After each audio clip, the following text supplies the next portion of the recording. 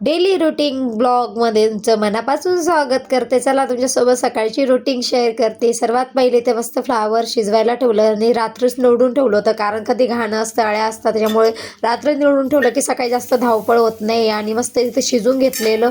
आणि इथं मला सुक्कीच भाजी बनवायची, थोडंफार पाणी टाकून घेतलं, म्हटलं शिजून जाईल. आणि मस्त इथं सुक्की भाजी करून घेतली. आणि भाजी शिजते तोपर्यंत म्हटलं चला इकडे मस्त कणिक मळून घेतलेलं होतं आणि करायच्या त्या पोळ्या. जेवढे आपण पटापट कामं आवरले ना तेवढं आपल्याला लवकर आराम भेटतो. माझं तर तसंच आहे. मी 12 वाजेच्या पहिले सगळे काम आवरून घेते, म्हणजे उन्हात ना अजिबात इच्छा नाही होत कामं करायची.